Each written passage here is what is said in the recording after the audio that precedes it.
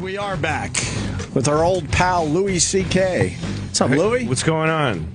We haven't seen you in a little bit. Yeah, it's been a little while. You've been busy. Yeah, Anthony looks weird. He got better looking and dumber. He got all these tattoos. I know. And I'm fucking girls over 4. That's all. That is weird. Jesus. That must be an adjustment. Wow, where do we begin with you? I saw you at Madison Square Garden. That's where I want to start. Yeah. How was that? That was great. That was a great experience. I love doing that. Right. I love that I got to do it a few times because then I got to feel like I was, learning how to do the garden. Did you cancel the fourth show? It was the weather, right? Yeah, there was a hurricane. I mean, not a hurricane. It was a blizzard, right? Blizzard was coming to town. Yeah, it didn't come, but fuck it. You got to... It's a huge vig on that room. Right. The rent is enormous. Oh, okay. So it was a gamble. If I kept the show on and then nobody came, I literally would have wiped out any profit I made. All your profits from the first 3 shows. But how is it just walking out there? I mean, there's nothing. There's barely a screen. Yeah, that's the weirdest thing about it. Like when I've been to the Garden, it's been to watch a concert. I saw AC/DC at the Garden. Right, and they got everything else going on to kind of help the experience. Yeah, they have cannons, literally fucking gunfire. Right.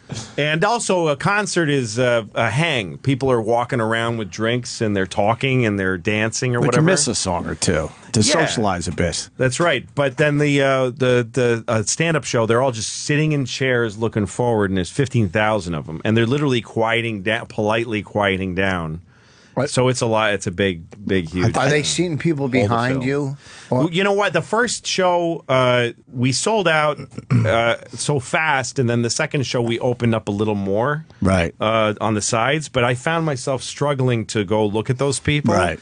And if you look at those people, that's like literally 1,000 people, and to look at them, you're shutting out 14,000 people. It's just bad. It's bad geometric economics. So for the third and fourth that never happened show, we shut those. I mean, it's kind of hard to say no to the money, but you got to take a swallow and go just fucking. Or you could have just left them in 1,000 sections. You could have just left them there looking at the back of your head and said, "Fuck them." You easily could have done that. Do they also have screens up too? Yeah, they had these two big monitors, one on either side, and that costs money though. You hire those people yourself. Oh, really? Yeah, if you'd use what the Garden gives you, they just give you the scoreboard.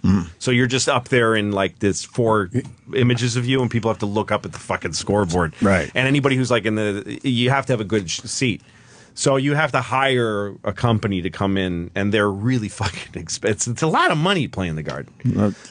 So you get into that, but when you come out, the main feeling is like the first few jokes are just not gonna. There's not gonna be this feeling of It's not like you're coming out, not like you're Aerosmith playing, back in the saddle or something, right? And people go nuts. Yeah, they're happy to see you, but then you got to warm them up slightly. Yeah, it's like starting an old car. You have to kind of crank the front and get it going. And you have to be okay and comfortable with, I'm at the Garden and I'm not killing. Right. Because I can't yet. You got to get it going, get it going. But you had an opener, right? Didn't like Todd Barry. Todd did your show. Greer Barnes did the other 2 shows. Now, did they listen to those guys? Yeah, those guys got a good shot. People came in to watch them. I got to tell you, because, I mean, you obviously know what you're doing, but when I love Todd Barry, but I'm like, Todd Barry at the Garden, what the? He killed it. He was great. He did great. He was great. But to me, because of his delivery and all, I'm like, how is that going to work at the Garden? But you know what you're doing, because it's more fun to watch a guy who has to make you listen. Like Greer Barnes is the same. The Greer almost whispers. Right. Greer's talks like that. Yeah. And he's got 15,000 people like really listening, and also Greer's jokes are really easy to like. So kablam after every joke. Todd is the same, that you could just, he's got jokes. Yeah, they loved him. So he did great, but it doesn't matter. Once he's gone, it's like then you're up, and it's a lot of pressure, and it's a huge stage, and it's a huge amount of people.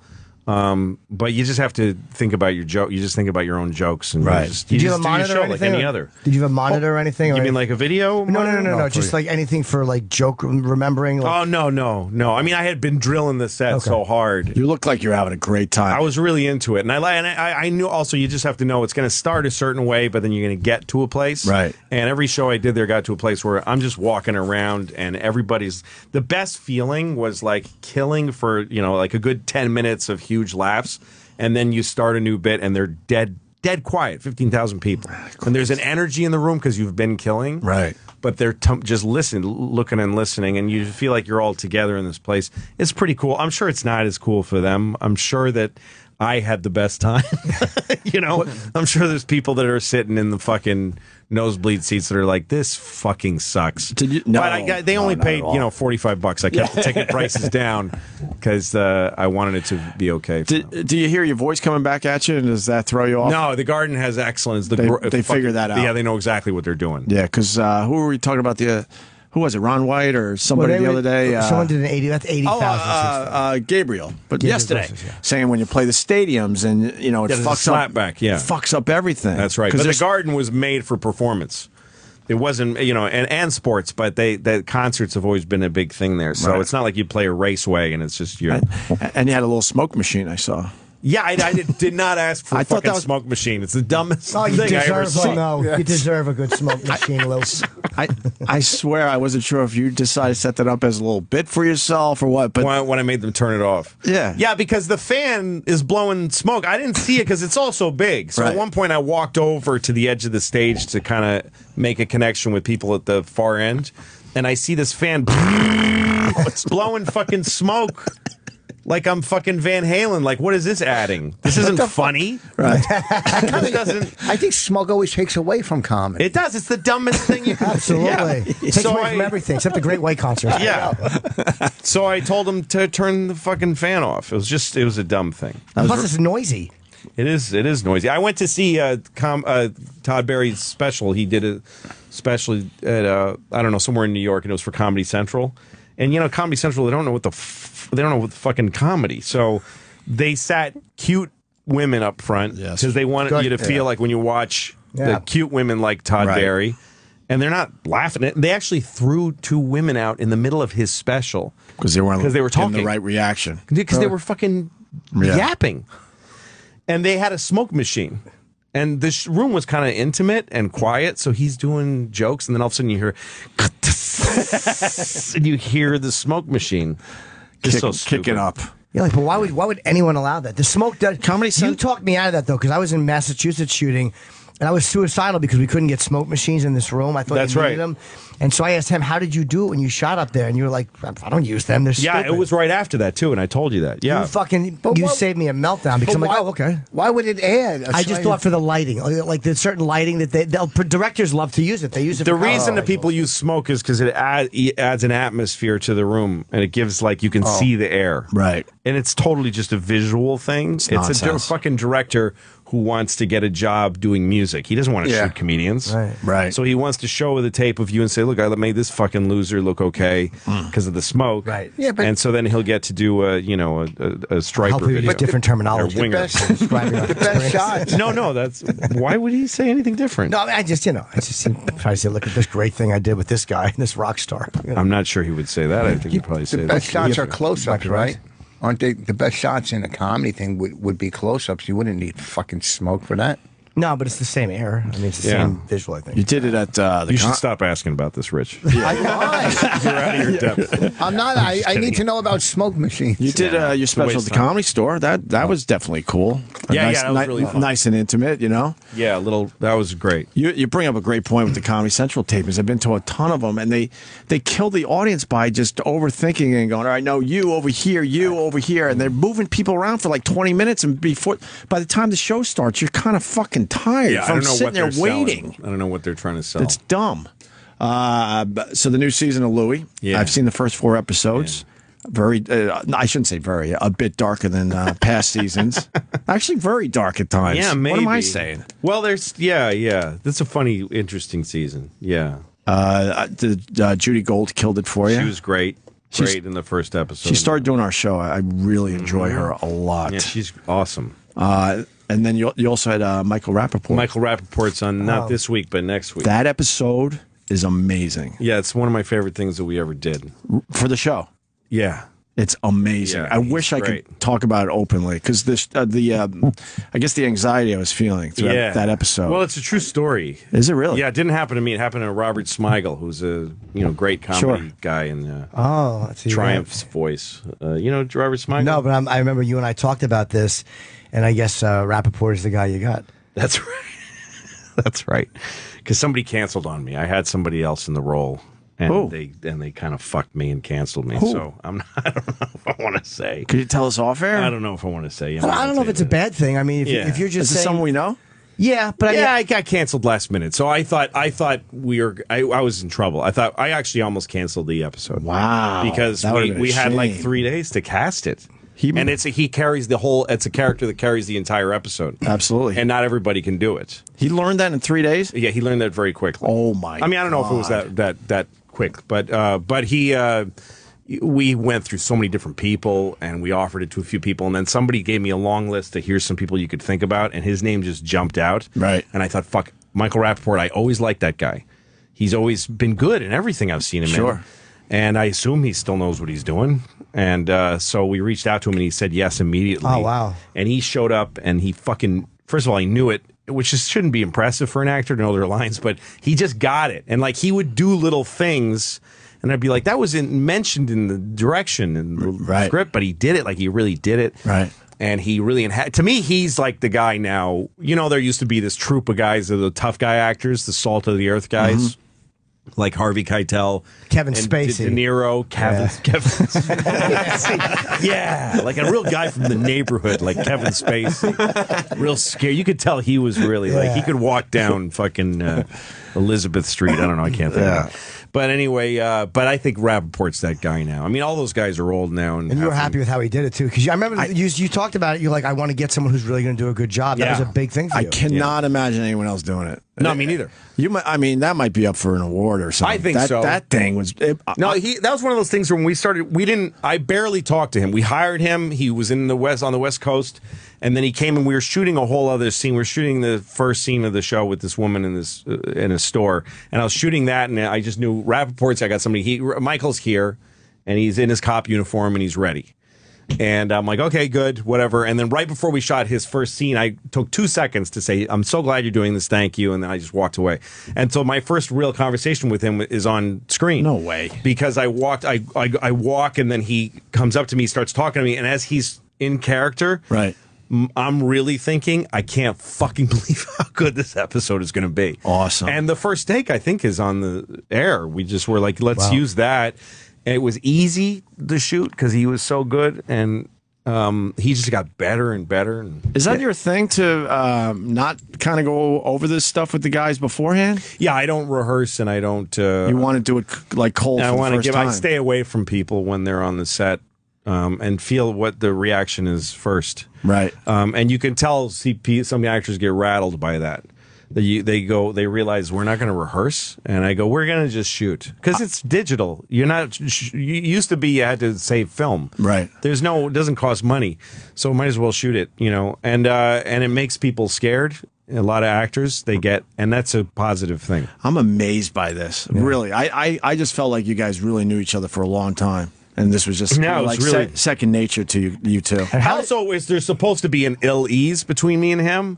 So if we got really comfortable and friendly, you'd see it a little bit. I've made that mistake too. Like if you have somebody on the show that you're excited to work with, so you pepper them with questions about movies and you make friends with them, and then you're supposed to be not so good friends on the show, and then you've kind of ruined it. Gotcha. So I just stay away from folks. Well, bravo on that. All 4 episodes are great, but why did you cancel on Louis though? Because it's just such a hot and critically respected show. I don't even think it's a bad thing to. I just think it's crazy to cancel. Like, why would you cancel it? Did you have a smoke machine at the Comedy Store?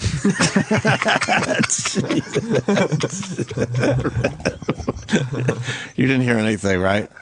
The last 10 minutes, you're just obsessing about a smoke machine. I didn't have one. I didn't have one. And then the other episode with you still smoke cigarettes? 10 years off of cigarettes. Really? Yeah.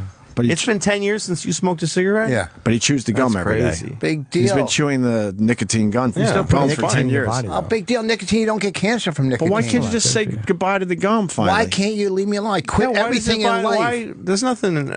I don't get high. I don't eat red meat. I don't. Yeah, he went from fucking crack addict wearing tight cutoff shorts to get a discount on crack. Right. Yes, thank you. From a gay crack dealer, he went from that to chewing Nicorette gum. Exactly, and there's been no improvement. See, that's pretty good. Louis' right. Maybe we should leave you alone. No, here's why we don't like Rich chewing the gum. This is why. Because it's creepy because you chew it and eat at the same time. No. Like yes, you do. I watched you. He'll take the gum and put it in his gums. Really? Yeah, he'll stick it up into his gum so he could have his turkey bacon. Oh, you're paying too much attention to him. I can't not do it. He's right in front of me. How am I not doing? I'm not doing not look at him. And then I want to acknowledge the Bob Kelly episode was really good too. Yeah, Bob is great this year. He was in a lot more this year. Every year I want to use him a little more. Right. I want to see Bobby's episode. I haven't. I thought they were going to show it at I went to your rap party because Bob goes, yeah, they might show a couple episodes. Why the fuck? Who told him that? I don't know. He's just a stupid man. But I mean, that was what he said. He can be dumb. Yeah. He's becoming quite the actor. Yeah. What sucks He's about an excellent actor. I absolutely He's really agree with good. that. He's getting better he's always been a good comic, but he's really every time I see him, I'm like, Bob's figuring it out. He's got it all. His special is very good. He shot that at the Village Underground. Yes, I like that a lot. And but Goldthwait directed. What sucks about seeing these episodes ahead of time, you really want to discuss it with the man, but we can't give away these fucking these storylines. Yeah, the one with Bobby's pretty great. He's funny in it, and sorry. No, it's okay. Can't talk about it. No, I don't know. I don't care. Okay. I don't care. I'm very happy with you. Why'd you only do 8 this year? I'm sure that was your choice. Yeah, well, I didn't. I was gonna do what happened was I wanted to take a year off again. I wanted to not start shooting until the fall, and then and they agreed, FX, to let me take a year off. And so then a couple months went by. This is after I finished last season. I was really tired, and a couple months went by, and I was one night I got high. I smoked pot, and I got excited about a whole idea for the next season. I was like, I think I figured out next season. I've got an amazing idea for next season, and I started writing it, and I was like, this is going to be so great. I want to do this now. And I wrote to the president of FX because the next morning he was going to announce that we were taking a year off. Right. And I said, hold the announcement. Can I come back after all in the spring? And he said, shit, okay, I got to talk to everybody. So he went and talked to everybody. Then he wrote me back and he said, you have to say what you're doing now because we have to announce this. And he said, we already spent the money for a full season, but you can do a partial season if you want to come back soon. And I was like, totally. And then, so he announced that the next morning, and then I woke up and I looked at all the shit I wrote when I was high. I was like, this is terrible. This is terrible stuff. I didn't use a single idea. I had like 10 pages written. Right. 10 stoned pages. Could you tell us one idea? It was all, the whole plot was that Doug Stanhope, who was on the show a few years ago. As Eddie, As Eddie, who the suicidal comic, that I run into him in New York, and he's like wearing a suit and tie, and he just, he cleaned up his act, and he's making money. He's like an investment banker or something like that. And we end up opening a comedy club together. I had this idea. I open a comedy club, and I become a club owner, and and I thought, that's such a cool idea. I wrote all these ideas about young comics come and stuff like that. And then I looked at it all, I was like, no, none of this is funny. And it just stunk. It was really bad. And so now I'm like, I got to fucking... And I can only get 8 episodes. The whole thing was just so stupid. It was just... I made a huge decision that had impact on my and a lot of other people's lives because a lot of people work for me. And I was stoned at the time. That's wonderful to hear. How's the pot? You like the pot, huh? I do very little of it. It's like every couple of weeks. If I do it, I'm very paranoid about drug use. So if I do it, if I get high like twice in a week, I'm like, I have a problem, and I stop because I just don't like. I don't think it's good for comics getting high. It takes your will away and it makes you too comfortable. You know? So I don't do it a lot. And I got kids. I can't be fucking around with that shit. But once every couple of weeks. Smoke a little marijuana. Just a little bit? I bought a big thing of marijuana from a guy like 10 years ago. So I smoke very old marijuana. It's really old and dusty. You still have it from 10 years ago? I don't know how long ago it was, but it was a while ago. It's been a while. Yeah. That's funny. Yeah. You know what they're doing with marijuana these days and the edibles? You can get some nice fresh stuff, Louis. Yeah, but I don't want to go get into I don't want to go become a consumer of pot and go find a pot guy. Right. You told that wonderful story. I think it was in Comedians in Cars with Jerry. Yeah. Getting high and going to the 3D movies, the IMAX. Yeah, I fucked up a little too because I've been back there since, and there's people who see me and oh my God, he's high now. He's at the IMAX. Right. And that's like a perfect nightmare when you're high. It's the thing now. Yeah. So you just want to go and relax and enjoy the movie. That's all I want to do. I don't want to be pestered. Yeah, nobody wants to be pestered when they're high. I hate being pestered. Are you getting more and more pestered? Yeah, not as bad as it used to be. Kind of people are used to me now, and you know, I like to live my life, so I take the subway with my kids and stuff. And right. Once in a while, somebody. I also don't mind now. I've become immune to feeling bad about being rude to people. Essentially. So it used to be like people would go like, "Hey, can I get a picture?" And I'd be like, "Oh, I'm really sorry. You know, I just don't like." I'd go through a whole thing. Yeah. But now people are like, "Can I get a picture?" And I go, No, you can't. and I just feel I feel nothing. We might have saw that one time. What? Yeah, we did see that. We might have saw that one time, and then the person doesn't know what to do. Yeah, exactly. They don't know what puts them to do. in a weird position. Well, you came up and said some shit. Right. You put yourself in that. I'm not responsible for your fucking choice to talk to a stranger and ask for something. You asked a stranger for something, and they said no. That's your fucking problem. Next time, go live your fucking life. Yeah. We were outside the building the last time you were in here, just kind of shooting the shit, catching up a little bit, and someone came up. And I didn't feel like you were being rude, but the funny part about the whole thing was the girl just didn't know what to do with herself. She never expected a no. Yeah, no. People expect you to say yes. Yeah. Well, so then she's standing there awkwardly, something else, and then she thought maybe you were joking, and then it was obvious you weren't joking, and then she didn't know how to like leave the situation. Yeah, I kind of enjoyed the whole thing. What about a quick autograph? A sick way. I'll sign an autograph. Autograph, right? Sure. Because that doesn't take nothing off me. I have no problem signing an autograph because it doesn't. I don't feel one way or the other. I hate taking a picture of somebody. So I'm just not going to do something I don't want to do. It's like every fucking checkout counter. Can we have your phone number? No, go fuck yourself. Why would they ask you, and then when you tell them no, they get mad. That's exactly like what he's talking about. No, listen. First of all, don't listen to me, fucking windblower. You're right. I'm saying people get mad when you say no. Yes, I know. After the garden, when everyone wants to take your picture, it's the same at being at Best Buy. No, can we have your email? Shut up, you ass.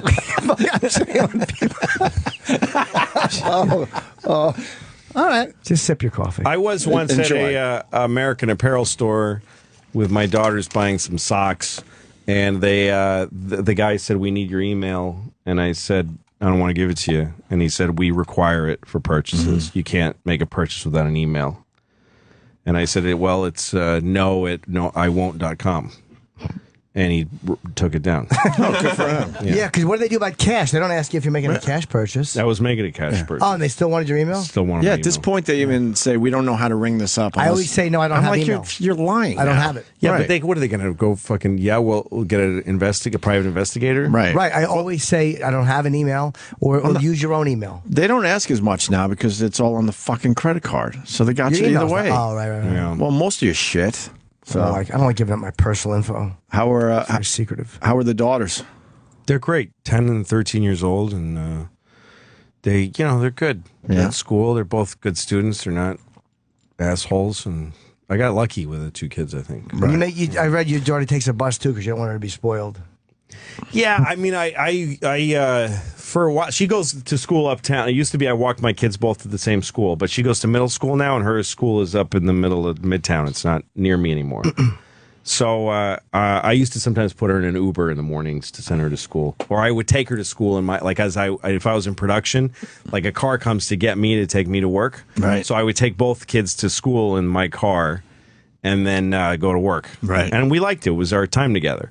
But then the schedules changed, and she got old enough to take a bus. So she takes a bus every morning. But there are some mornings where it's like, literally 0 degrees. And it's dark. It's like dark blue that fucking morning. Mm-hmm. And she's so bummed. And I look and I see my Mercedes sitting there warm. They got a driver. It's all warm and toasty. And I could easily have them take her to school.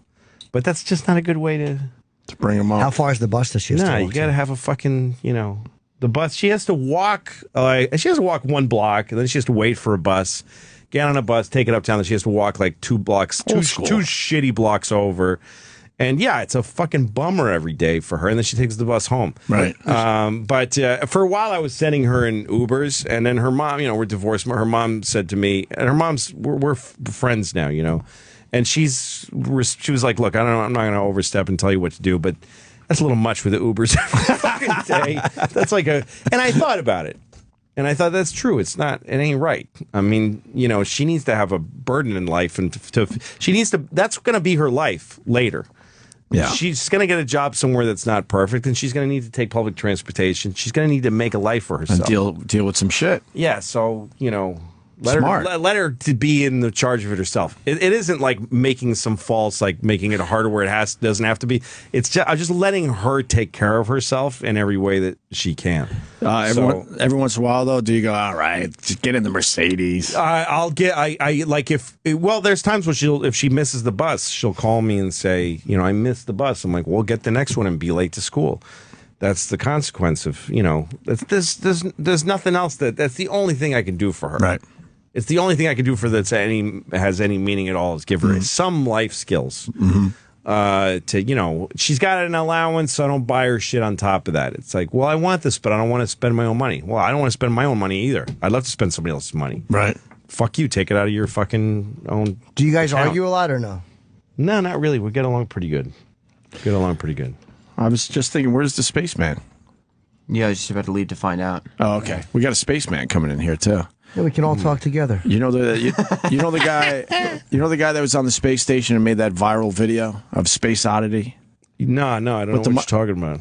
You have to know. No, Are you fucking with us? I don't think I ever saw that. Floating up there in the old nothing, just playing guitar. He had a guitar up there, and he did a version of Space Oddity. I think Louis fucking with us. I'm sure he has. Okay. Louis sees everything. Yeah, I saw that. That was cool. No, I'm not asking you if it was. I'm just saying that guy's coming in. I'm just trying to tell you he's coming in. What's his name? Chris Hadfield. Yes, that's great. He's from Canada, so that's awesome. We're trying to figure out what to ask the guy. I had a bunch of questions. Yeah, I do. I'm very prepared. I have a lot. Yeah. What's your question for him? Me? Yeah. Well, since we're talking about. I don't know. I just wait till he gets here. Yeah, you don't want to. I don't want to. I want to ask him what are the words to Space Oddity. Okay. What are all the words? Right. And what does it mean to you as a man in space? No, just what are the words? I don't know the words. Tell them to me. Yeah, but don't sing them. It's humiliating. Just tell them. Just tell them. Don't sing them. Right. No, we'll ask him. We'll just talk about space. I have a bunch of don't you want to know about other planets? I'd love to know what. Yeah, he's probably been to Mars and stuff, right? No, he hasn't, Lou. No one has been to Mars yet. What? I'm going to ask him about traveling. What's wrong, Rich? I got to leave at 10:30. I got to get a tooth pulled. So you just said "oh fuck" out loud on the radio? Serious. Why do you have to have a tooth pulled? Because it just hit me that I got to leave at 10:30 and I might miss the spaceman. They can't fix it. They got to pull it out. Yeah, I don't. Hey, I'm done. I got like 3 fucking real teeth left. They got to pull this one. Then I got to get a partial here. It's a pain in the fucking ass. Why don't you just get it fixed when you had your fake ones put in? These aren't fake, they're implants. What's the difference? Fake ones come out. They're still fake, though. They're still false. They're not your teeth. Yes, they just really. But we call them committed implants. to them. It's a lot more money, and they're implants. Okay, I understand that. I know they're a higher class, but they don't fake. become real teeth when they're implanted. Yeah, true. We know that. Well, what are they made of? Porcelain. Really? Yeah. Oh, okay. That's organic material. Sam? So they're made out of little pieces of toilet. Yes. My career's in my mouth. Oh, right. Yes. Sam, what's the skinny on the spaceman? Spaceman's not here yet. Oh, wow. I think he'd be fucking on time for a launch. God. I think he might have. Come on. Tied it right in. You think he might have heard us talking about him? We didn't bash him. No, who the fuck listens to you? Well, I mean, no, before you got here, all nice show to him. long, Opie was saying that he's not a real astronaut because he didn't walk on the moon. Well, He didn't walk on the moon. Yeah. Well, compared to the guys we, kind of grew up with, he's, Yeah, those guys but on the nobody space is- station, They they're stopped the moonwalks. They're worthless. Do you think it's possible at all that the moon walk didn't happen? No, it's an impossibility that was faked. Why do you say that? Because there's too many people that would be required to keep the secret. Too many people. Why can't we take a picture of the stuff that's there? That's a very good question. Because we could take, all the things people say, like satellites can take a picture of a license plate. So why can't they get a picture of the flag? I'm surprised they can't. I didn't know that they couldn't. Let's ask them when it comes in. It would shut up a lot of people. Maybe they can. We have the technology to do that, I would assume. Don't we even have stuff that's orbiting? Don't we have something that's orbiting the moon? Take a picture. Not from my knowledge. Not orbiting the moon, but no. And maybe it's in a place where our camera just can't see it. Maybe it's behind something. Behind something? Like a dune. It may be behind a mountain. A big FedEx box that somebody has piled up. But there's mountains on the moon. There's ridges. So but we're above all that. It's not like we're on the moon. You were looking for it. No, but you still, because of shadowing, there's a side of the moon we still never see. So the way it rotates. Yeah, but they didn't land on the dark side. No, but I'm saying because it rotates a certain way, we may not be the same shadow that covers it may cover it all the time. Or the same mountain that's in front of it may be in front of it all the time. Well, that's a real question to ask this guy. Yeah. Is there an answer online? You believe we landed, though, right? I have no idea. Sounds to me like you have a little ambiguity there. But what's just your thought about it? Yeah, hello. I always think when something's possible and a really good idea, then it might have happened. In other words, I think it would have been smart for them, easy for them to fake it, which means they could have. But why hasn't anyone come forward and said, "Look, we faked that thing"? Yeah. And what about the subsequent moon? You're going to be able to keep everyone? I don't think. Look, let's slow down, fellas. Hold on. I don't believe in that. Hold on, Holocaust theory. denier Louis C.K. Yeah, that's where this is headed. No, I don't. I think they went to the moon.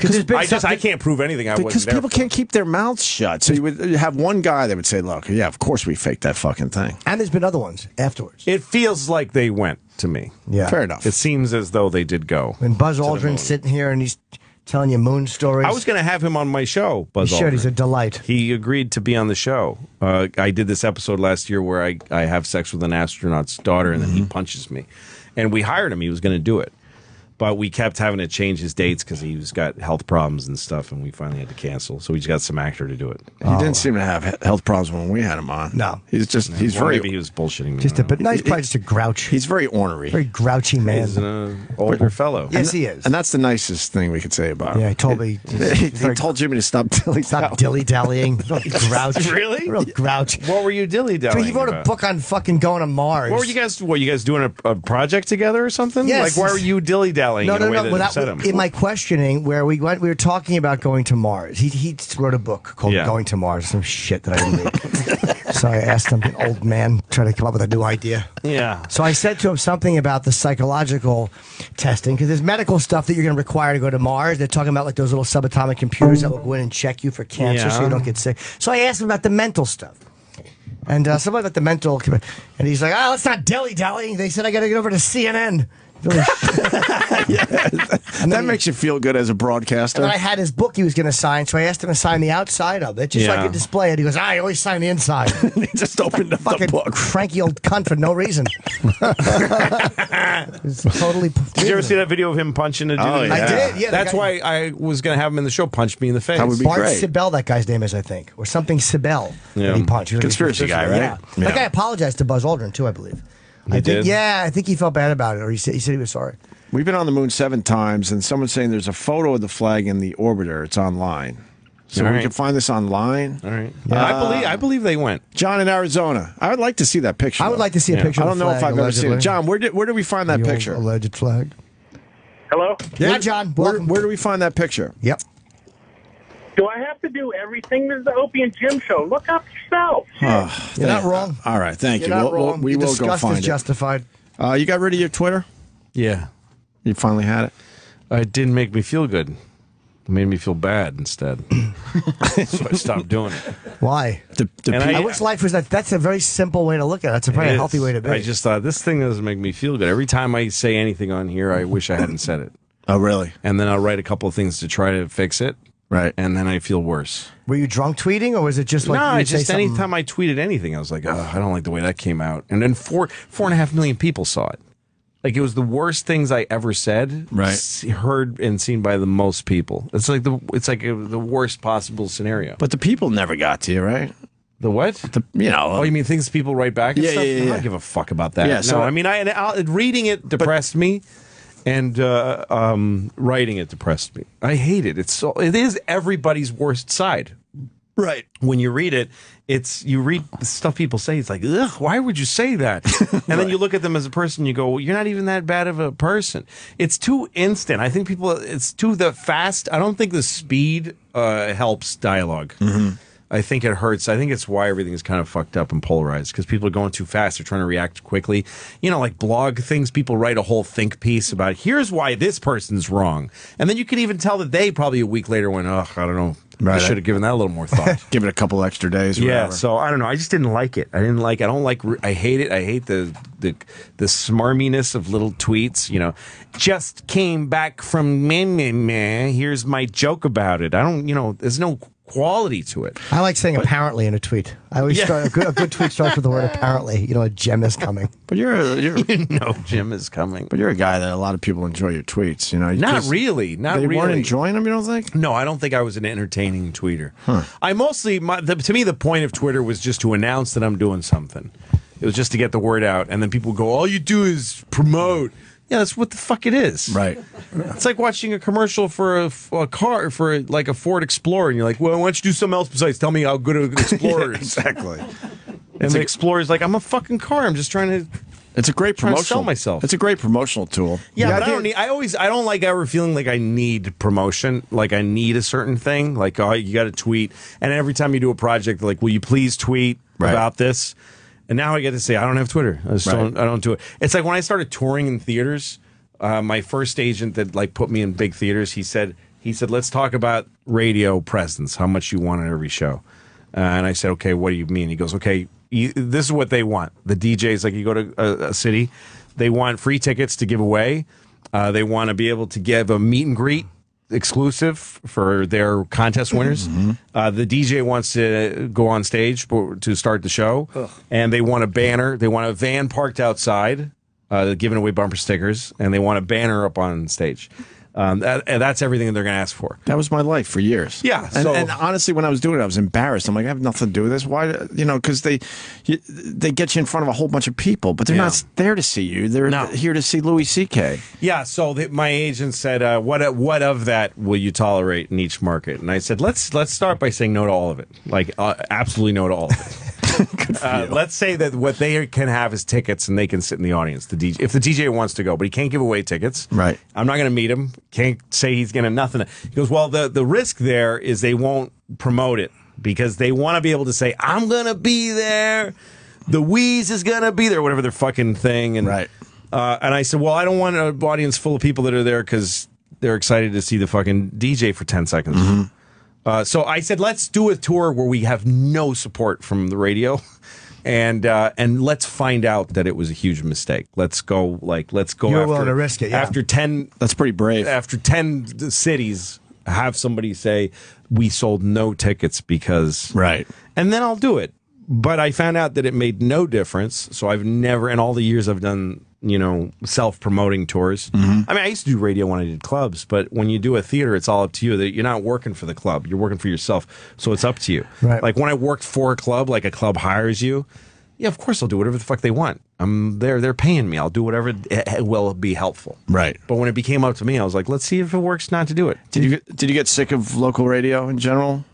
Yeah, I mean, notice I say local radio because we're on a different level, people. Well, it's like anything else. There's some local radio guys who are really cool, and I really enjoyed it. And there's some guys who I hated. And a lot of them you hated, probably. I don't know how it broke down. Maybe 50-50, something like that. I don't know. 60-40, I won't say which way. But most of my experiences have been okay with them. They're not terrible. Well, you do find the ones that you like, though. Yeah, they're bad, some of them, but none of them have really been dicks in a long time. It's the ones that don't do any research whatsoever. It is rare. I don't mind that. It's rare that somebody's actually an asshole. Mm. I did a show in Sacramento, and the guy was a giant. Do you know what? I think that's the same guy that I didn't like. Did he stand when he was? He was standing. He's a cunt because he's a guy who isn't funny and resented comedians.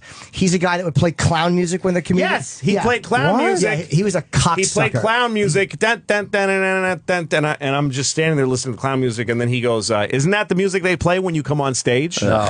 And I said, and I just go, "No, it's not." I wish I could remember his name. He insulted me about 50 times, and then when I left, his program director said he was upset because you were late. But I was brought on a radio tour by a handler. Yeah. I didn't know what the fuck. You had nothing to do with that. I wasn't late, and he was just a dick. And I think I was shitty to him, or I was sarcastic to him, and then he turned out to be. Then he became pliable, or whatever the word you want to use is, whatever the proper. Well, word is. one thing I learned about doing radio is it doesn't matter how it goes. It doesn't have to go well. No one's going to hear you being. There are guys who are so funny on the radio that they get people to come to the club. But I've never been that guy. I'm not funny that way. So to me, it's like I'm going to get on the show and say when I'm on. I don't give a fuck if this person likes me or not. Like I did some country western stations where they get a little offended, and I'm like, please, let's let this end with me getting kicked off the show, right? Because then people will come see me. Yeah, of course, a little controversy. Yeah, I mean, if I'm listening to the radio and people are getting along, I just tune it out. Yeah. But if you hear tension, you go, oh, fuck, what's going on Well, here? then let's play some clown music. I wish I knew what that guy's name was. I mean, Louis was late to our show. Let's play some clown music. Get some controversy going. Yeah, he was such a fucking local. I can't see you let him. I'm sure I did. Jimmy's not gonna He let was that such go a ever. local fucking nobody. Yeah. Just such a jealous little cunt. And real One of those asshole. guys. Giant yeah. asshole. Real asshole. I did the show twice, and he was an asshole both times. Both times. I think I did it. Yeah, I don't know what happened to him. I don't know. I wish I Maybe he remember. committed suicide. That'd be great. Yeah. His wife left him, or his girl left him. Whoever he was involved with. And then he shot himself in the head. Yeah, but he lived. He was like Prince's father in Purple Rain. They took him out, and he was just breathing, looking up at the ceiling, and then died later. Or like that kid from the heavy metal music. Oh, kid. yeah. Yeah, where he's got that dumb face. Thinking lips all fucking. Looks like a silly goose. Yeah. I think the spaceman is blowing us off. He's coming. There's a mix-up with the time. Well, what happened? He never did that shit on liftoff, did he? No, He got in you're the fucking dumb shuttle on time. You're right. a space boy. You better get here before 10:30, or we're closing up shop. Exactly. Ground control to major late. How many minutes away? He should be here right now. Well, go check, Sam. All Someone right. didn't check their All right, we'll space see. launch. Somebody didn't You going to check be their doing any more Omega. movies? I get asked to do movies sometimes, and then I just think about I don't want to go to this city, and I don't want to do it. I don't like it. I don't like going and living in a trailer for a month. That must be fun to say no. I've never actually done that. Yeah, you got to say no. Well, you get to a point where you get offered stuff that you're not qualified for. And you go like, if I do that, I'm going to look like an asshole. Well, I thought that way. I'd What- never accept anything. What about I'm in one movie this year called Trumbo. It's a movie I shot this last summer, and that's a big movie that's coming out. Okay. With Bryan Cranston and I guess like what I was asking was your own movies, yeah, I'm going to direct a movie that I'm in also. because I would assume you would love to do that. I was going to do it this summer, but I put it off to next year. Oh, okay. Because I want to concentrate on the show. I want to make the show really good for next. I start the next season really soon. I'm going bang bang with the next two. Yeah, I mean, like I said, the first 4 episodes are great. I can't wait to see the other 4. Thanks. Who else is in this season? I know it's Kelly, it's Judy Gold, Michael Rappaport. Mike Rappaport. Not a lot of big guest names this year. There's one episode where I go to a Broadway play, and so I wrote scenes from a play. You know, like I made a fake play. Oh, wow. And we got, I'm giving it away, but I got Glenn Close and Matthew Broderick and Jonathan Lithgow and Michael Cera all came, and for them it was just, an hour of their time. Right. But it looks like I'm at a play and all those people are on stage. Very cool. So that was cool. That was like all our guest stars on one. Yeah. You ever But see the whole Fatal thing where Attraction? what's that? You ever see Fatal Attraction? Yeah, that was Seems scary on that. I know, right? It's a crazy lady. Hey, look who's coming into the studio there. What's up, Chris? How are you? This is Louis. Hi, how are Louis you? C.K. Nice to meet you. Hello. That's Rich Vos there. And that's Gregorio. One S. Dude, One crack. S. Nice to meet you. Yes. Spaceman. Welcome. Spaceman has arrived. What's going on, Chris? How are you? We're good. We're very good. We have so many questions for you about space. Yes, like when the shuttle takes off, is it normally on time? By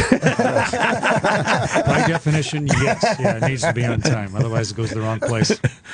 What was the one? Louis, we were talking about the moon landing. right. And of course, I believe it happened. But can you take a photo of the flag where it is now? You can take a photo of the footprints and where the rover drove around. You can still see the lunar lander sitting on the moon. And there's lots of photos out there. You can, Oh, really? Yeah. That's Yeah. it. Why haven't we That's seen answered. them? That's answered. I don't know why we've never seen those pictures. Well, there's pictures of And why Bigfoot can't you see the stuff like flag? that, So, Well, the flag's kind of hard because it's been exposed to ultraviolet light from the sun for 30 or 40 years, so it's probably faded to white.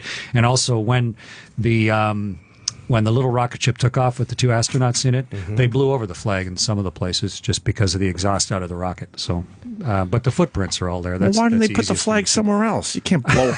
You can't blow over the flag. Well, you know how hard it was to get it up there. Bring one when you go back next time. What process do you think they went through, like where Michael Collins got stuck in the thing going around the back of the moon? He wasn't stuck. He loved it. You think so? Time. Yeah. Oh yeah. Now he wasn't jealous. He was on the moon. No, Mike's a great. Have you read his book? I haven't. Carrying the Fire. It's terrific. It tells the story of Apollo really well. And no, I mean, he'd only been an astronaut for a few years, and there he was alone on the other side of the moon. What an amazing human experience! What an adventure! Pretty cool spot. Okay, so you would have done that. Yeah, you got to be kind of greedy to go like, well, I don't get to land. I'm not going. All I got to do was orbit the moon before anybody else ever did it. There's not many, sucks. Well, what a joke. There's not many other options. Like we could work a different club, but it's one trip. You get one trip. There's been a few people went That twice. didn't make any sense. Went twice. Yes, it did. It made a lot of sense. No, Like, what are you trying to say? What I'm It saying needs is, to make sense to somebody besides you. Yeah, exactly. That's what makes sense. He's tying in going to the moon I with working at apologize different comedy clubs. for this man. Basically, what you do is No, kind of like what we listen do, to me. except you do it in Listen. space. Okay. We do it in I'm Harrisburg. listening. All right. you can't say no to their fucking gig because it's not like there's other. Other gigs. You fucking get what I'm saying. You don't Do you get have it. anybody like this in NASA that you look at and they just kind of wish they were dead when they spoke? No. No. Look, they're mean people. They don't because- let guys like Rich Vos anywhere near guys like him. No. This is his first time meeting anybody this stupid. He's surrounded by the smartest people ever. He's You literally understand- never seen anybody this Yes, dumb. I heard in his let me entire tell you life. a rumor, didn't you? Let me tell you They something. do Dummy. exist. First of all, I have a very high IQ, 141. Second of all, you cannot be fucking stupid to raise 3 kids and Did you take an apparently you online can. IQ test? Did you Yes, take he an did. online Yes, IQ he test? did. it doesn't matter where it happened. You not took the official test test. wrong. That's why you got such a high score. Fucking Because you 141, took- baby. Look, I'll take one here. All right. I'm just, you guys don't get it. What do you? No, you're right. You're right. His experience as an astronaut is very close to playing bananas in Poughkeepsie. That close. It is. Yes, it's exactly the I've same. never been to Poughkeepsie. See, we figured that out. So, can we ask him a couple more questions? How many revolutions around the moon did Michael Collins make? That's we were like approximately like was it 50 or? Yeah, I don't know the exact number. I haven't looked it up. I'm sure someone knows that number. Well, your but first time, like the first I've time been around the shuttle- world 2,600 times. 2,600 times. Yeah, on Wow. total of 3 different space flights. But I don't know. I could look it up, but I don't know. How often? Frequent flyer miles. I know it's like comedy, really. I mean, you go around the world. Yeah, you you do go gigs. around the world. You got to do a lot of. In one day, how often did you see the sun rise and 16 set? times a day. You go around the world every 92 minutes or 90 minutes. So 8 sunrises and 8 No, sunsets. 16 of each. 16 of each. Yeah, Do you 16 ever get sunrise, 16. in And once one every day? 45 minutes, you get one of each. Yeah, That's- and they happen fast because you're driving it, right? It's like driving around a huge building into the sun. You come around the curve of the Earth. You force the sunrise by your speed. So it goes from the absolute blackness of space to this erupting sunrise around the whole world, big arc of the world, and then the sun it's like the hottest day you've ever been at the beach because there's nothing between you and the sun. There's no atmosphere. There's nothing. But you can't to look. filter it. Can you look at it? Is No, there? but right next to it, it's black. The sky. There's nothing to diffuse the light. So That's you crazy. get pure searing heat from the sun. But if you look, just a little left, it's absolute Total blackness black. of space. It's very different. Yeah, it's not. It's than what not you're used to. casting rays. Yeah. There's no. It's not like going through the prism of the atmosphere. Oh my not God. getting When you step out the first time, like when you step out, you're doing your first spacewalk. What is that like? I guess you're looking down at the planet. Well, there's no down, right? So you're actually you're sort of looking up or across at the world. You in the movie Gravity, there's some That's pretty technical accurate, problems right? with gravity, but the sense of enormous 3-dimensionality, the sense of being separate from the world, that is right, and you really feel that. The world more feels like it's above and beside you, like you're going around the sun together with the world, and it is. We're used to seeing the world like a globe, in the library that's sort of shiny and smooth. The world looks nothing like that. It is. It's like a blob. Right? No, it's text. No, the camera's No, doing I a know what it's crappy like. job. Don't tell me what the world looks like. I know what it is. Absolutely. Sorry. What is CK's complete knowledge? That's right. So the world is textures and colors. It's more like looking at a jungle under a super harsh light that's moving. So you see stuff different every single time. It's beautiful. Does it play with your head when you're up there seeing the Earth from above like that? How long have you been up there for? What's your longest? I was up total about 6 months, half a year. But what are your thoughts on Earth in general when you see it from that perspective? At first, you just look for things you recognize. That's what every one of you'd do. You'd be up there and you'd come across some place you'd been and you go, hey, look, there's my house. There's Paris or whatever. Hey, I was in Paris once. Or you'd look, Morocco. Hey, I was in Marrakesh. Look at that. But the second time around, you're kind of like, well, okay, there's Morocco. But hey, wow, look at the Straits of Gibraltar or look whatever. And then the third time and the fourth time, by about the 100th time, you start to see the whole world. And that's the difference. You see the whole world, and you see it in 90 minutes, and it just starts. You just see it. It's just one place. And okay, but if you're and there you really for get a 6 feel months, for that. 6 months. Do you ever get to a point because everybody's job gets to be drudgery? Do you ever go, fuck this Earth? I'm just sick of this. Do you Never. ever get tired of it? No. Bored of it? Never. Nah, I mean, 6 months of just high stimulation, all joyful. Well, you're busy as can be. The station is big and complicated, and stuff breaks all the time. And we run about 150 or 200 experiments, so you're keeping all those things running. And if you just drift to the window, you go across the U.S. in 9 minutes from L.A. to New York. So if you can see all of the U.S. in 9 minutes, every place. So you miss most of it. And the next time across, and then the seasons change. I was on board the spaceship to go halfway around the sun, from one side of the sun to the other. So I watched the seasons of the world swap from winter to summer. So you'd have to be an IQ of way less than 141 not to be stimulated by that, I think. It is fascinating. That's way different than doing 2 weeks at Winnipeg. Rumors in Winnipeg. What's wrong with Winnipeg? What's that separation thing? Is there a separation thing they say that there's some kind of a condition an astronaut can... What is it called, though? There's somebody wrote a book about that, but they didn't really talk to astronauts when they wrote the book. Okay. People ask me, so did you get the overview effect?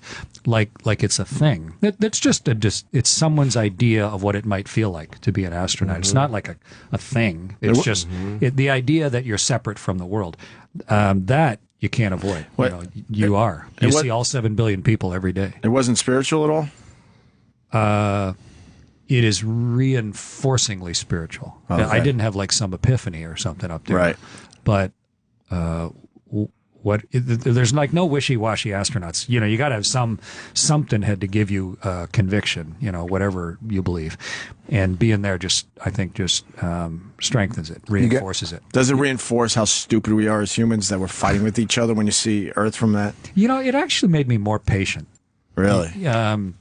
Because you see the enormity of the scale, and not just the thing we miss is the scale of time. We are so frantically concerned about our particular 75 years. We just kind of miss the 4.5 billion that the Earth has been here. And we don't even know what we do lousy with big numbers. To me, 4.5 billion is about the same as 5 million, because they're both huge numbers.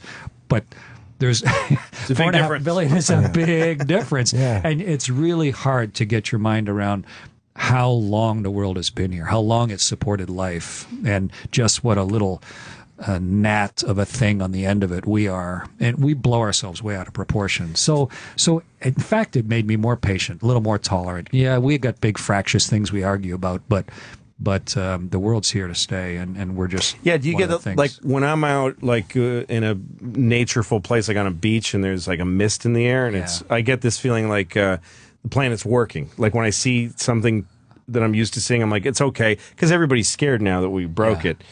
So when you're up there, do you think, it's working, or do you feel like we're making a dent and we're hurting it? Or? Yeah, to say we broke it is wrong, of course. Just 15,000 years ago, the glaciers were here, right? Glaciers covered most of New York. The ice was miles thick over 15,000 years ago. 15,000 That's not long ago at all. That's not very long ago. We had that kind of winter this year, though. Yeah, I know. I was in Toronto this winter. But, so there are enormous changes go on all the time. We're making a mess of things, right? 7 billion of us exhaling and driving cars and turning the lights on. That has a big impact. Naturally, it has to. But it doesn't break the world. It just changes it. And it's not the world that's broken. It's the cliff that we've kind of driven ourselves up to. If you live on the edge of a cliff, you got to ask yourself, how did that cliff get there? Mm-hmm. And a cliff probably is because the land fell away, right? And so people build a house on the edge of a cliff, and then they never want the cliff to move anymore. And we've sort of built a society right now that is at the edge of the cliff of the technology that built it, and we're going to have to move. You know, we have to move where the weather supports life. If you're in a place where the sea level rises or the rain stops falling, and that's hugely impactful on humanity. But the world, the Earth is going to be fine. And it's but humans are going to have to change. It's clear, isn't it? Oh yeah, it's dead clear. Because they don't want to. Nobody wants to believe that. If you just stay, I spent the winter in Toronto. If you spent the winter in Toronto or New York, it's hard to convince yourself of anything longer than a 1-year cycle, or maybe even a 2-year cycle. But when you look on a 50 or 100 or 1,000-year cycle, you get a real sense of the patterns and the changes, and that's one of the things we can see from space is the long-term changes. And one of the things you guys train for is you train for mistakes. Like you train for things to go wrong. It's like that's what the book's about.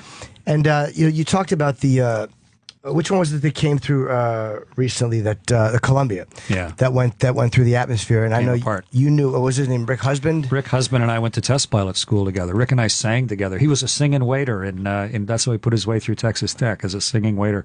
Great guy, and he was the commander of Columbia, and it had a hole in the wing, and we kind of just hoped we didn't do our job right, and they came back into the atmosphere. That hole in the wing acted like a funnel, like a blowtorch.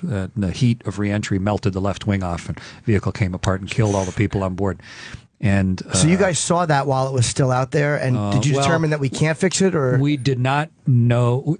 We knew that a piece of the tank, the foam had come off and bounced off the wing, but there was no way to actually look at the wing. We didn't have a robot arm on that flight, so we couldn't reach around and look.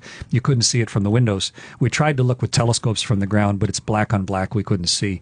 So, at some point, you just had the only way we could have done it was to do a spacewalk and go out and look underneath the big radiator and see. And we decided. When I say we, I mean NASA. We said, now we think we're okay, and we were wrong, and we killed the crew. We learned a lot from that. If you had done that spacewalk and seen that, is there a way to repair that at that height? Now there is. At the time, we didn't really have a way to repair it. We would have scrambled everything. We would have put those guys into as hibernation a mode as we could, to minimum oxygen usage, try and get them to be able to stay up longer than a shuttle's ever stayed, and scramble to try and get another one launched. But then, of course, launching another shuttle, obviously, we don't have that system perfect. Doubling the risk. So, you couldn't have got them to the space station, though? No, they're in the wrong orbit for the space station. It's like a bicycle tire spinning one way and another one spinning another way. You can't get off one spinning tire and get on the other one. Yeah. They're in different orbits. Oh, and you can't, around the Earth. And there's so much energy. The shuttle weighs 250,000 pounds, and it's going 5 miles a second, so you can't just turn. Oh, see, I would have thought there was a way to adjust and get to, no, that's the movie Gravity. In Gravity you can, but in reality. Did you like when she did the fire extinguisher and shot over? I thought that was believable. Yeah, that was delightful. But actually, the movie pleased a lot of people. It's not a documentary; it's a movie. Get over it. But it wasn't. It's not a place to understand orbital mechanics. I'll never get over it. Yes, that's all I think of. How her hair didn't go up in the air like it would have if she was floating. Did you notice that too? I'm sure you did. Yeah. What about life out there? You believe there's more than just us? Yeah, people phrase it that way, right? Do you believe in aliens? Like it's a belief system or something. Right. I'm like always puzzled that people ask that. Do you believe in aliens? It's like, do you believe? Because we don't have any proof. I guess. Do you guess, believe so in addition? No, I don't believe in addition. 1 + 1 = 2. Right. We have never seen any evidence of aliens. Right. So, however, then it's a matter of what are the odds? And we have recently started seeing planets around other stars, actually seeing planets around other stars using our best telescopes. So now we know roughly that every single star has a planet around it, on average, maybe more than one. And there's like 12 stars. Stars are bright enough that we can see them all. And our best guess is, I think the number is 7 septillion stars, which is like a billion, trillion, quadrillion, septillion. It's a bigger number than you could possibly visualize. So the odds are basically 7 septillion to 1 that we're not alone in the universe. But then again, the universe has been here 13.5 billion years. Yeah. Entire species have probably risen and fallen billions of times. Yeah. And we're one little speck in one little galaxy in amongst billions of galaxies. So, do you think it's possible that there were people on Mars and that it cooked over well, there's lots of pieces of Mars on Earth because when an asteroid crashed into Mars, it hit it so hard it knocked bits of Mars that then flew through space for a while and fell to Earth. And we've walked out on the ice in Antarctica where a little meteorite came down, bounced, rolled to a stop, and sat there on the ice waiting for us to go pick it up. Wow. And we've picked up pieces of Mars lying on the ice in Antarctica. So do you think it's possible that people were on Mars and the planet was dying, so they all went onto the moon and used it as a spaceship to come here and it crashed into Earth? I don't think that's possible. No? So you think Sidonia is just nonsense? All that face on Mars stuff is just a bunch of bunk. Forgive me. There's lots. I mean, you can see faces in clouds. That doesn't mean that's. I do that a lot. Built Actually, by ancient civilizations. It's very boyish of me. There's a lot of that hopeful thinking. Do you whistle while you're doing it? Yes, I do, and I chew a piece of hay. I like to think like Louis that we kind of planet jump. Well, eventually we'll figure it out, but I think right now, we just put a little satellite in orbit around the biggest asteroid in the solar system. We think that asteroid may have more fresh water on it than Earth. Really? An asteroid. How big is this asteroid? It's Can we go almost get it? moon-sized. Can we go get it? Getting it is a problem. Yeah. But is it drinkable? Well, it's buried underneath the surface, but. And we're looking at Enceladus, and just this week, which is one of the moons of Saturn, we can watch the geysers of water coming off Enceladus feeding the rings of Saturn. We just saw that and proved how that works this week. So it's a planet that has water and has heat and has had it, or a moon has had it for millions or billions of years. So maybe there's life on those moons too, and we don't know. And it's not intelligent life, but even if there's one little proto-microbial whatever, then we know. Then it answers your question. Right. Then we know we're not alone in the universe. Right, it's just a matter of looking hard. Has that ever been part of what I mean? Some people are driven towards space by that curiosity. That's what drives a lot of people is the curiosity. To me, what made you go up there? Killed the cat. Is it because you like to fly and you like to go? No, it's just the natural extension of exploration. Yeah, it's just. I mean, have you spent your entire life in New York? I mean, sometimes you want to go somewhere else and see something else, and that idea of wanting to go explore is what has spread us over the whole surface of the world. And and we only been in Antarctica for 100 years because our technology wouldn't let us get there till 100 years ago, and we only started going to space 50 years ago because we're limited by technology. To me, it's just innate to every one of us, and technology is the limiter. Yeah, it feels like a necessary part of being a person, right? You learn to walk. Isn't it because we are supposed to get out of here? Well, you learn to walk before you have any common sense because you need exploration to understand. And it's just an extension of that. It's nothing magical. How far back can I know they're going to set up another. They want to set up another telescope that they're going to have to try to see the beginning of time. How far back can Hubble actually see? Actually, Hubble is what taught us the age of the universe. It's an old telescope now, right? It was designed in the 70s and 80s and launched in the early 90s, and we fixed it several times. But the big James Webb telescope that's going up in a couple of years, it'll be orders of magnitude. But Hubble, you can measure how fast the universe is expanding, and sort of like the Doppler shift when a train goes by, you can hear it different. Light does the same thing for a galaxy that's expanding. It changes the color, just like light changes or sound changes when a train goes by. That you get that out of light as well. It's called redshift. And so you can start to measure speeds of galaxies based on distance. And from that, you can start to see the further away they are, the older they are, their redshift is different. Yeah, you can a lot do the of math. it is just math, right? And from Hubble, we've shown how old the universe is, which is like 13. But aren't they trying to see the beginning of like the bang? How close to seeing the bang or whatever it is? Well, you're looking at echoes, right? Because obviously the bang sort of happened everywhere 13.5 billion years ago. And from Antarctica, because of it's sort of an undisturbed place to look at the universe, where we can see some of the earliest echoes of the first fractions of a second of the Big Bang with the background explorer. We're just starting to see some of that. And we're just idiots. We're just figuring this stuff out. Isn't that kind of what Sometimes I think that's what the feeling is inside of people. Like the sort of, there's always a desperate kind of scared feeling inside. Yeah. It's because we're still in the middle of an explosion. Like, isn't it just like there was this big boom and we're all flying. I mean, we're flying through space. We're little bits of flotsam. Gazillion miles per hour, and we're a little, like, it's scary, but we're in denial of it. But when you go, like, right before you go to sleep and you need to watch Family Guy so that you can not feel so bad, isn't it because we're going, like forever in a way? I don't know. It's just... You can get all worried about it, or you can recognize, just try and understand what's going on. Yeah. What worries me more is we can only account for 6% of the universe. We don't know what 94% of the universe is even made of. And we can do the math that shows it has to be made of something, but we only understand what we call matter, and our understanding of energy, which is we don't know what 94%, we call it dark matter and dark energy because we just had to make up a name. That's what they're looking for in that big particle accelerator under France and Switzerland, the big CERN particle accelerator and the Higgs boson and all that. We're trying to figure out what the universe is even made of. Yeah, it could be that there's like people standing right here going, you guys are just looking at us and going, we have no idea. Know. And when someone makes up a word like dark matter and dark energy, they don't know either. Yeah, they don't know what they're talking about. They're just trying to explain it the best they can. It's always disappointing when they say, like, we found a planet with waterfalls and dogs on it. And then you're like, oh my God. And then you read the story and they're like, well, they didn't see it. They saw a star wobble in a weird way, so they figured out with math that there's probably a planet there. And because of how far it away is from the star, it's probably got... But they can't see anything yet. We're still really blind. We're just starting to be actually able to see light reflected from planets. Up until now, you're right. We've had to do it because of star wobble, or if it gets in between us and the star gets a little darker. Right. But now we're starting, our telescopes are getting good enough, and our math is good enough that we can start actually to see reflected light from other stars or from other planets. As soon as you see the reflected light, then by how the light's absorbed, you can figure out if it has water in it or whatever. Some other thing for me. So. He has to get a tooth pulled. Really? Well, yeah. What happened? If I were you, I'd delay. Did this blow your mind away? You know what?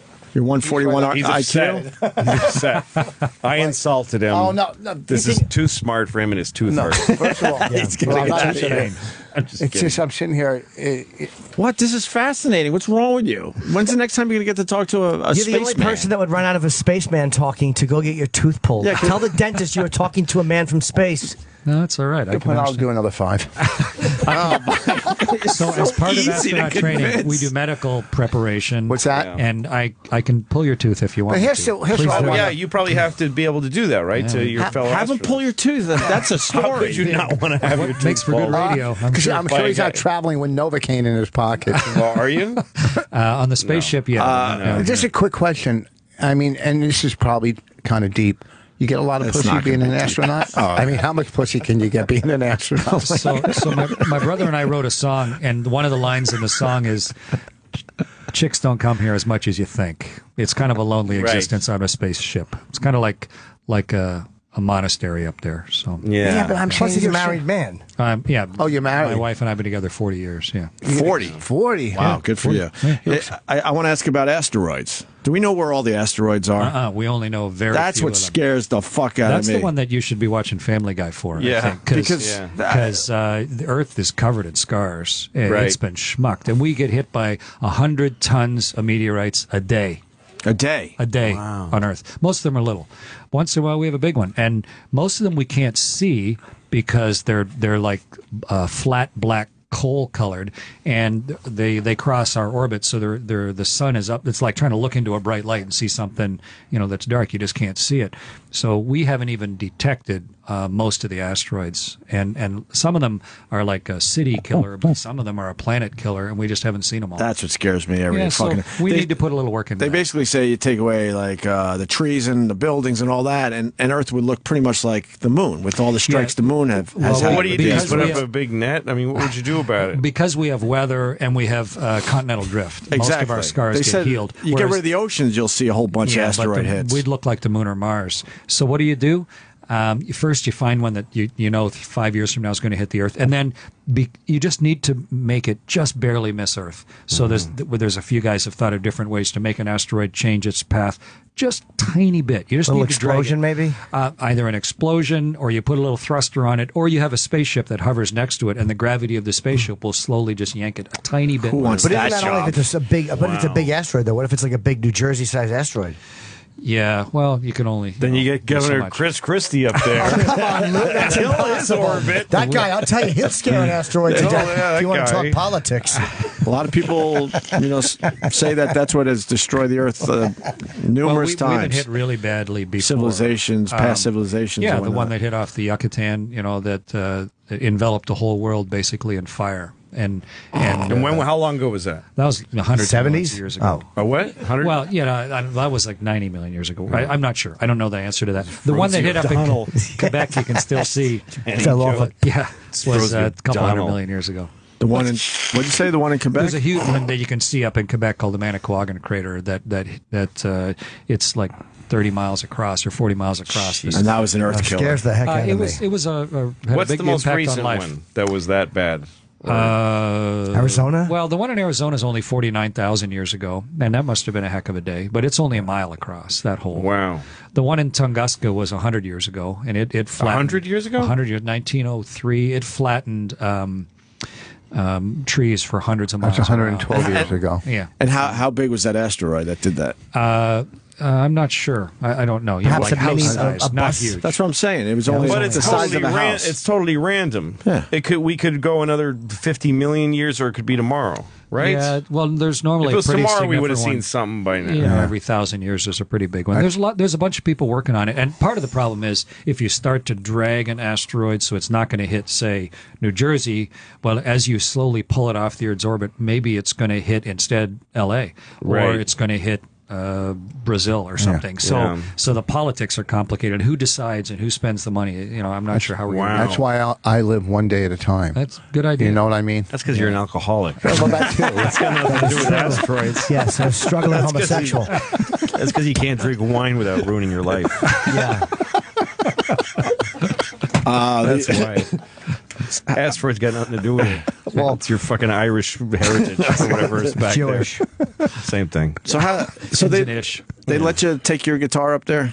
No, we keep a guitar in a space station always. Oh, really? What is it? What kind of guitar is it? It's an acoustic guitar made by a company called Larry Vay. It's a Larry Vay parlor guitar, 6-string, pure acoustic, small body. It's a good guitar. Wow.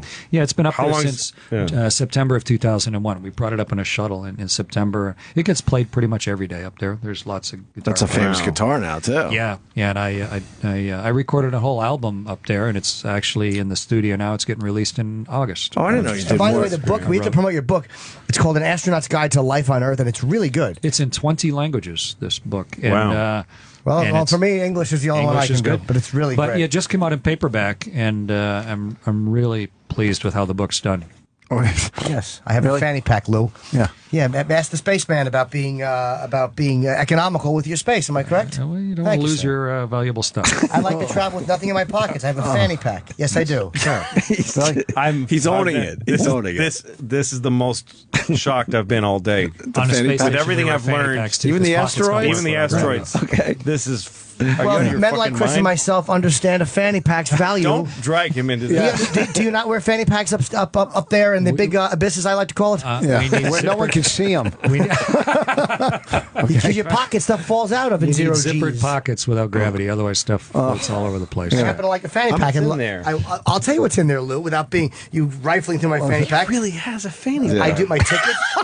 I have my shades. Is that so you can wear? I have my ID, my wallet. You have any Novocaine? And you have where's your dignity? I happen to like a fanny pack. My masculinity is not defined by what I wear around my waist. It's defined by what I put in my mouth. And that's not good, Chris. I think you're offering up a little too much info to our guests. Is that so you can wear pervert It's so- sweatpants? No, it's so I can travel subway? comfortably. It's like what I'll do is I pop this off and I'll drop my fanny pack in the front of the seat and I just doze right off. This is the kind of moment where like I'm getting old. That Jimmy's got Jim a Norton's wearing. Jim Norton, You wearing need a fanny pack to tell you that? I have been Yeah, wearing a that's- fanny pack. I used to carry one of those purses, a man purse. That was embarrassing. Yeah. Wow. I'm more bothered that you had enough time to do a whole album up there, Chris. I thought it was one song. 6 months. Every night before, actually, I wrote one song with my son. I wrote some of them. My brother wrote some myself. But I've been a musician my whole life, and so it's just more. How covers? many hours do you sleep a night up there? About 4 or 5. 4 or 5 hours. Yeah. You can't sleep more than that, then, or what happens? There's just too much stuff to do. Yeah. You know, oh, really? I Because you're decided that busy every day? I didn't want to miss it. Got songs You wake up to and you're in record. space. You're like, I want to look out Do the you get window. overtime? Sleep later. You work long hours up there. I thought I'd sleep when I get back. Do you wake up and go, holy fuck, I'm in space? Like all of a sudden you forget for a second? At first, yeah. It's You weird. do, right? It's weird. But after a while, you get completely used to being weightless. You don't even think about it anymore. You're like prehensile toes. What's it like coming home? Is it heavy and weird? Yeah, it's when gravity comes it's kind back? of rude coming back. Really Sure, yeah. unfair, and you can't balance, and your heart's forgotten how to pump the blood up to your head, so you faint when you stand up. Oh, and, my God. And you just want to throw up all the time, and you've lost a bunch of your skeleton, so you have to grow your skeleton back when you get back. From my God. from outer space. How do you grow your skeleton back? Automatically, which is the amazing thing. Your body shed your skeleton, especially across your hips when you're up there, but when you come back, your body grows your bone back. Which I could lose a little around my head. Oh, come on, Lou. What are you going to do? Go around the earth? Osteoporosis. You think from up there they could see on Friday and Saturday Harrisburg, the Comedy Zone? Yeah, is it possible to see Harrisburg, people yes. fleeing a city? You can see the taillights from up there. From watching your guys' skeletons grow back, they've learned about osteoporosis. Yeah, and how understand the body's autonomic control. Hope the skeletons in the closet don't come back, though. Am I right or wrong? Who Are doesn't you have a few of those? are you done or you get to go up there I was again? 21 years in the NASA astronaut office. I retired from that. 20. I mean, Neil Armstrong was an astronaut for 8 years. You know, Yeah. he did all that stuff for 8 lazy. years. I was 21 years, and it's a hard medical to pass after when you get in your mid 50s. It's hard to. Well, all the recovery that from physical. doing it, and then Each flight is a 4-year or 5-year investment of your life too. So I was lucky enough to fly 3 times. I'm retired now. That's why I wrote a book. Great. Let's get the plug-in for the book. Yes, let's plug the book, An Astronaut's Guide to Life on Earth. I have not read all of it, but what I've read is excellent. I got to like chapter 5. It's a New York Times bestseller. Great book, man. Some people have amazing experiences, and they're boring to talk to. And you're not one of those guys. You seem to really appreciate what happened to you. I mean, really do. There are guys who you meet, guys like, wow, you were at the you hit the World Series winning, and he's like, yeah. Yes, I did. But yeah, they sent the right guy because you took it in. You might make it on one of Louis' lists, like amazing astronauts to look On a at. Louis right? list. That's right. All right. And also, let's plug everybody. Louis got season 5 starting. Yeah. When it started already, and It's every Thursday at 10:30. every Thursday at 10:30. It's a great season for real, man. It's a little dark, funny. show. I love it. Chris is going to be in Harrisburg Friday, and, Saturday. And don't forget on Netflix, Women Aren't Funny. And I have tickets on sale today, 10 a.m. In Minneapolis. I'm going to be September 25th at Mill City Nights. It's a rock club, and I will be there. Tickets are on sale now. All So right. I'm leaving for LA, and thank you guys. Cool. Nice to talk with all of you. Absolutely. Brilliant. And Thank you for sharing all that. Thanks. Thanks to Louis C.K. and Rich Good luck Vos. with the tooth pull. Yeah, I guess we're done. All right. See you tomorrow. Today's show will be available later today on SiriusXM On Demand. SiriusXM On Demand.